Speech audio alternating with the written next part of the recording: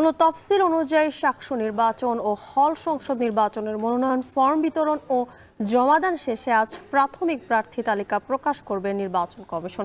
সে বিষয়ে জানাতে সিলেটের শাহজালাল বিজ্ঞান ও প্রযুক্তি বিশ্ববিদ্যালয় থেকে যুক্ত হচ্ছেন সন্দীপন শুভ। শুভ, প্রাথমিক প্রার্থী তালিকা কখন প্রকাশ করা হবে?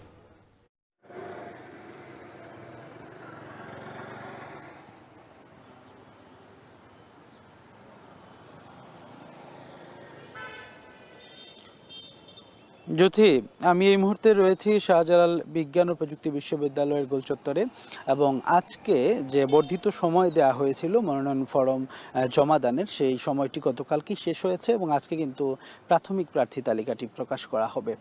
এবং আমি একটু জানিয়ে রাখতে চাই যে গতকাল পর্যন্ত কেন্দ্রীয় ছাত্র সংসদের জন্য 106টি ফরম জমা পড়েছে এবং হল সংসদের জন্য আরও 84টি ফরম জমা পড়েছে, অর্থাৎ 195টি ফরম কিন্তু ইতোমধ্যে জমা হয়েছে। যদিও সব মিলিয়ে হল সংসদ এবং কেন্দ্রীয় ছাত্র সংসদের জন্য 251টি ফরম উত্তোলিত করা হয়েছিল, অর্থাৎ উত্তোলন করেছিলেন শিক্ষার্থীরা বা প্রার্থীরা, কিন্তু তারা জমা দিয়েছেন মাত্র 195টি।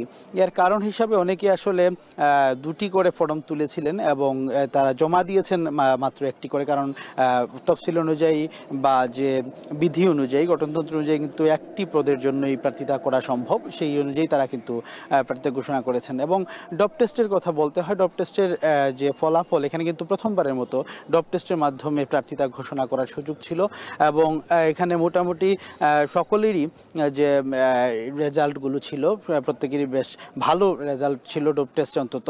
এবং এই যে বর্ধিত সময়ের মধ্যেই কিন্তু সবাই তাদের জমাদানটি করেছেন এবং আপনি নিশ্চয়ই জানেন যে আগামী 20 জানুয়ারি এই 28 বছর পর এখানে যে নির্বাচনটি অনুষ্ঠিত হবে, এখানে এই অনুষ্ঠানের জন্য কিন্তু সকল প্যানেল, আমরা দেখেছি যে ছাত্র শিবির থেকে শুরু করে বাংলাদেশ জাতীয়তাবাদী ছাত্র দল, ইসলামী ছাত্র আন্দোলন, বৈষম্যবিরোধী ছাত্র আন্দোলন সহ সবাই কিন্তু তারা অংশগ্রহণ করেছে এবং তারা কিন্তু বেশ উৎসব মুখর পরিবেশের মধ্যেই কিন্তু তারা আছেন এবং মুখিয়ে আছেন তারা একটি সুন্দর একটি হল ছাত্র সংসদ নির্বাচন হবে। তো যদি এই ছিল আমার কাছে সাকসু নির্বাচনের সর্বশেষ তথ্য।